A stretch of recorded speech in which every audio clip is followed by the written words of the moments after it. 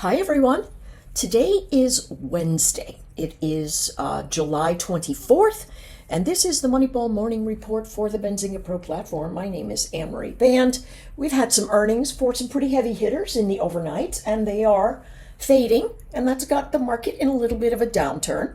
So what have we been engineered to do of late? Well, I'd still buy the dip, right? And so our nearest low, excuse me, with the frog in my throat, 547.91. Traders are going to try and come in near that number. Put an alert there. You're going to see the buyers try to come in on the SPY. If they hold it, we've got to bounce back up into the heavy congestion around 553, then 555. What is my thought? This is a cross current.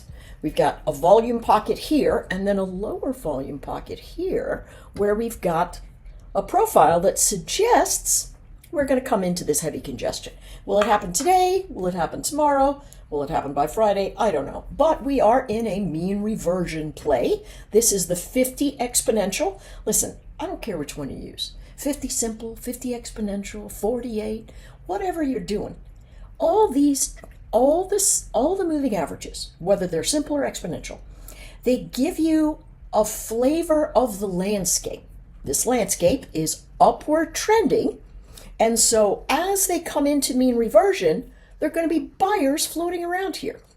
This is the value area low. I suspect this is where we end up either by the end of this week or maybe even the end of next week. As you know, folks, radio silent next week, starting actually Friday, all the way until the following Monday. So it'll be about 10 actual days of radio silence for me. So nothing going. But this is what I suspect is going to happen from a mean reversion perspective. So if I'm wrong, we're going to hold this 548-ish zone, and we're going to start to chop around here and fill in the profile. All right, here is where I actually think we're going to end up. I don't know how long it takes, but we are in a space where the market just needs to cool down. We're not going to have a catastrophic fade, but the market just needs to take a breath and stop this incredible acceleration to the north without some price digestion. Okay, so that's what we've got. Let's take a look at the Qs. Qs coming right down. Oh my gosh, this is just, this literally has done exactly what I suspected it would do. Now the question is, are we going to have the motion and heat to bounce off of this zone? I think a lot of people are going to want to, but I'm not sure we're going to be able to.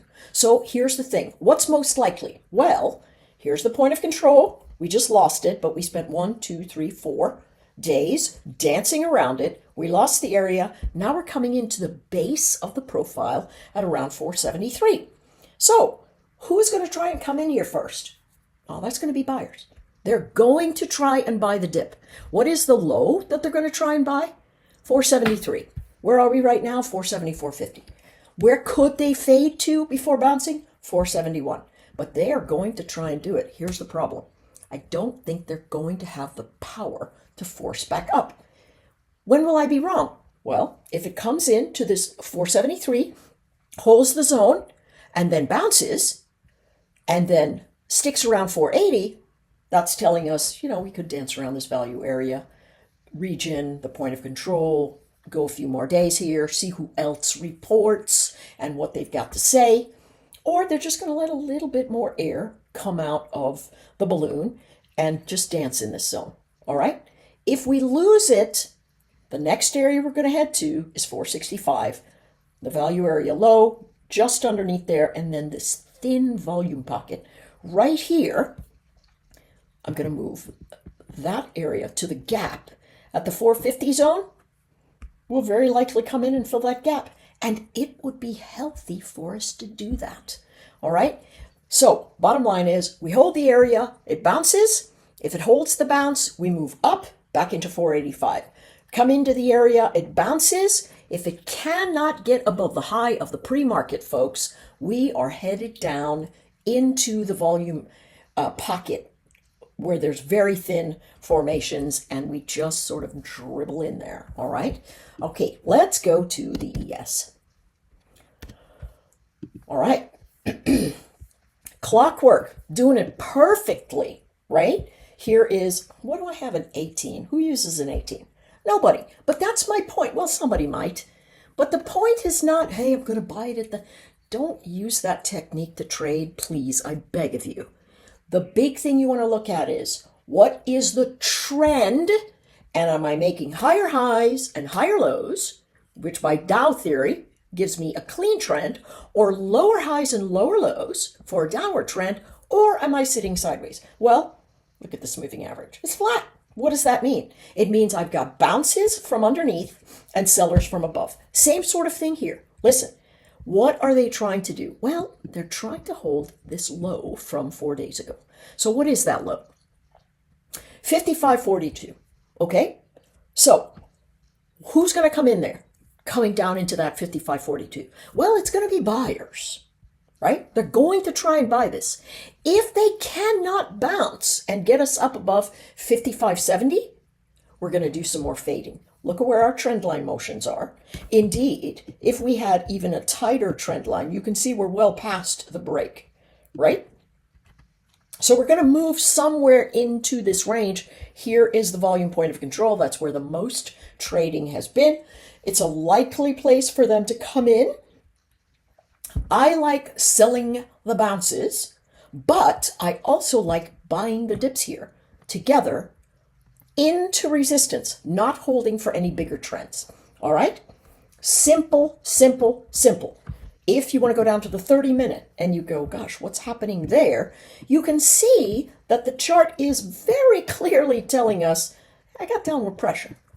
I'm under my VWAP, and I'm under 2 downward sloping moving averages. What does that tell me? I'm trying to find a floor. Where could it be? Well, it's going to be around this floor. That's where they're going to try it, right? But what we do know is that 1, 2, 3, 4, 5, 6 weeks of price action have moved here, and this is where they bounced prior. So guess what? Traders, we're simpletons. We're going to look down here and we're going to go, if I can get into that 542, I'm going to give it a go. And that's going to give me a tiny bit of risk, 2 or 3 points. I'm going to try to buy the bounce. Guess what, folks? If you're trying to buy the dip with this kind of motion here, you better take some profit, because these guys who bought are thinking, holy cow, I got to get out of Dodge. All right? If per happenstance, you come in a second time without bouncing over this volume point of control, we're going to collapse through this edge and we're going to hit, 55.15, 55.19, something like that. We're going to look at the volatility bands underneath here. All right, let's jump to the NQ. Somebody said in the note yesterday, hey, we need more NQ and ES analysis. So here you go, buddy. All right, so here we are sitting in this space. What are we doing with the Qs? I mean, look at this textbook action, right? Bounced into our 20,069 area, collapsed right off of it, fading sharply into the value area low. Where should it go? Well, it's going to fade into this region until buyers come in, and they have come in the past, in days past, right at around 19,490. So if the chart feels super heavy, I'm not going to jump in front of it. But if it recovers this number right after, let's say, it fades. Now we know that the NQ can move sometimes 35, 50 points away from its line and then recover. That's what I'm looking for right here. This volume pocket right here where everybody just said, boom, we're off to the races. If we cannot hold this 19,500, where I believe the first group of buyers are going to come in, very near the value area low, it might lose the value area low. First of all, they're going to come in and try and buy the value area low, first thing. If it bounces and does not get up over 761, it's going to come back and potentially lose that value area low, moving down into the wicks where they're going to try and buy again. We've been taught to buy the dip for a few years. That is all the traders are remembering right now. But now we are in a sell the bounce event. No doubt about it. All right. Those are the levels we're looking at. When will the buyers feel more confident? Only if we get up over that 20,060, 20,070. All right. That's going to be the nice short. All the bounces are sell zones to me, but I am going to be trying to buy some bounces right off of this edge once it recovers. If it comes in hot, I'm going to step aside. But if it comes in dribbly, as it were, it's going to be much better to look at. All right, here we go. YM fading into, this is a Fibonacci that I have drawn here, fading into old resistance, new support. That's my thought. Bounces or sell zones, 40,589. Very nice bounce to fade, coming in to the value area high at 40,150-ish or so. Pullbacks, definitely going to find buyers. We've got a lot of bullish momentum still sitting here.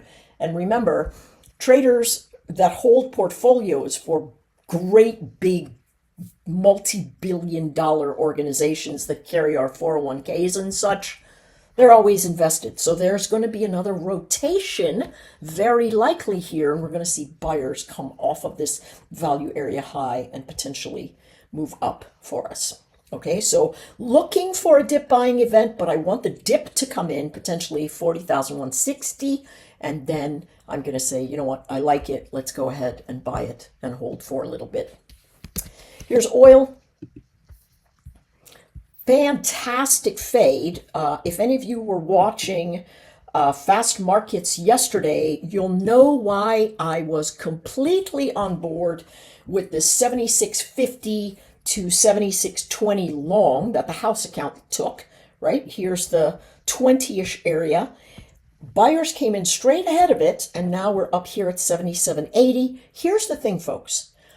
The buyers, why is this moving like this? 100 different reasons. The problem is, if this is a Trump move, we're going to sell into this bounce. So we've got to be very careful about just going ahead and saying, yep, I'm buying. Now, dips, if we can come in and hit that 77 number and hold it, we're going to be in a very nice shape, right, to take another long into the gap, right? And that gap is going to be $79 or so. Thin volume auction. Here is the value area low right at 80. So we could fill that gap. You know, my thought is we just want to be super careful about just buying and holding. I understand that this is the key part of the season, but we want to be careful there. All right, here's another place we want to be careful. Gold. All right, let's go to the 2. It looks like we're in some kind of contract roll maybe. Right? So here we are bouncing. Oh my gosh. I'm very pleased with the levels that we've got here. Okay, so we bounced a couple of days off that 23.90, and now where are we moving? 24.30 to 24.33, right? That's my thought about where we're sitting right here.